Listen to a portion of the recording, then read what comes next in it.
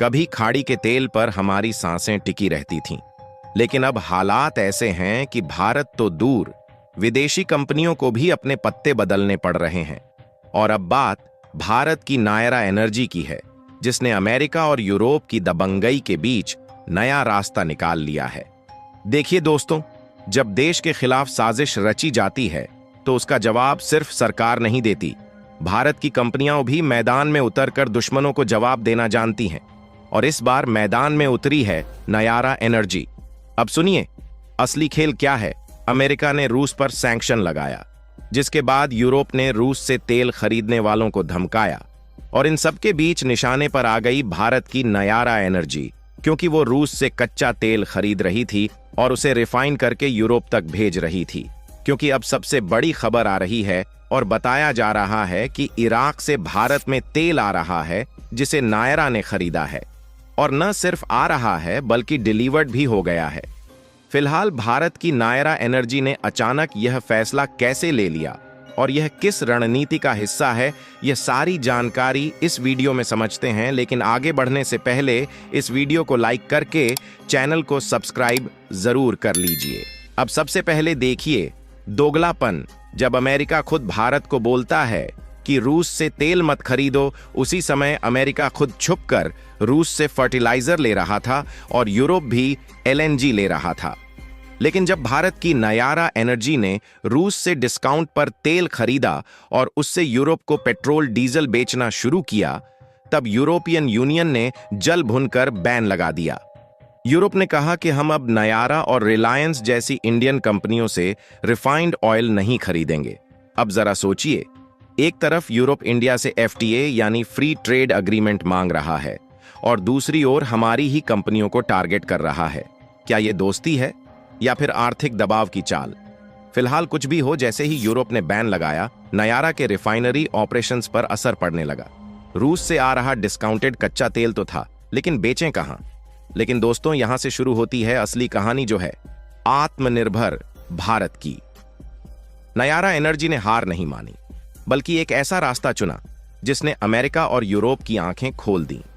जैसे ही यूरोप का बाजार बंद हुआ, नायरा ने इराक की तरफ रुख किया और तभी एक super tanker Iraqi crude oil लेकर भारत के गुजरात में नायरा की वादिनर रिफाइनरी में आकर खड़ा हुआ।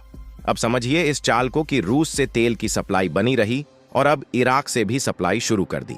यानी चाहे अमेरिका सैंक्शन लगाए, चाहे यूरोप दरवाजे बंद करे, भारत की कंपनी चलना जानती है। अब आप पूछेंगे कि इराक को आखिरकार क्यों चुना गया? तो इसके लिए आपको बता दें कि दोस्तों, इराक कोई छोटा नाम नहीं है। इराक अभी भी भारत का बहुत बड़ा तेल सप्लायर है। 2019 में ही रिपोर्ट आई थी कि भारत की जरूरतों का 20% हिस्सा अकेला इराक पूरा करता है। और यही नहीं, जब अमेरिका से भारत का तेल इंपोर्ट बढ़ा था, तब भी इराक की हिस्सेदारी कमजोर नहीं हुई थी। आज हालात ये हैं कि भले ही इराक से आने वाला क्रूड ऑयल थोड़ा घटा है, लेकिन जब जरूरत पड़ी, इराक ही भारत की सबसे बड़ी ढाल बनकर खड़ा हुआ। तो अब आप पूछेंगे कि क्या यह भारत की रणनीति है? तो जवाब है बिल्कुल हां। आज नायरा जैसी कंपनियां भारत की विदेश नीति और रणनीतिक सोच का हिस्सा बन गई है। रूस से सस्ता तेल लेकर भारत ने रिफाइन करके यूरोप तक बेचा।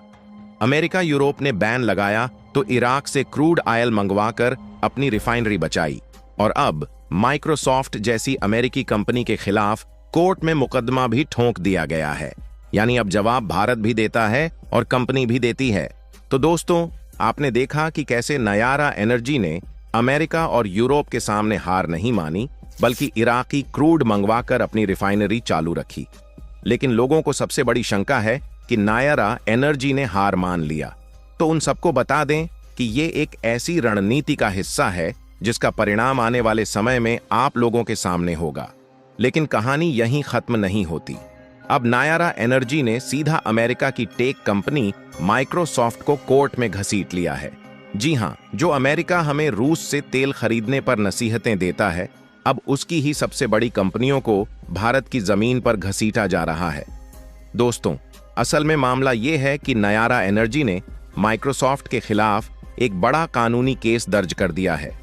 और वजह है कि माइक्रोसॉफ्ट का क्लाउड सर्विसिंग कॉन्ट्रैक्ट और उसमें हुई गंभीर अनियमितताएं। नयारा का कहना है कि माइक्रोसॉफ्ट ने उसे गलत सॉफ्टवेयर सर्विस दी, जिससे उसके ऑपरेशंस प्रभावित हुए। मतलब जब नयारा को अपनी रिफाइनरी बचाने की जिद करनी पड़ रही थी, उसी समय माइक्रोसॉफ्ट जैसी बड़ी अमेरिकी कंपनी ने उसके टेक्नोलॉजी इंफ्रास्ट्रक्चर में गड़बड़ी कर दी। और अब नायारा एनर्जी ने भारत में माइक्रोसॉफ्ट को लीगल नोटिस भेज दिया है और केस कोर्ट तक पहुंच चुका है। और कमाल की बात यह है कि अमेरिका की माइक्रोसॉफ्ट को झुकना पड़ा और आप खबर में देख लीजिए कि 12 घंटे के पहले ही उन्हें सर्विस दोबारा से चालू करनी पड़ी। अब जरा सोचिए, एक ओर अमेरिका चाहता है कि भारत की कंपनियां रूस से दूरी बनाएं, दूसरी ओर उसकी ही कंपनी माइक्रोसॉफ्ट भारत की कंपनी का नुकसान कर रही है। भारत जब अमेरिका से व्यापार करना चाहता है तो उसे टैक्स की धमकी दी जाती है। भारत की कंपनियां जब वैश्विक बाजार में आगे बढ़ती हैं तो सैंक्शन और केस का डर दिखाया जाता है।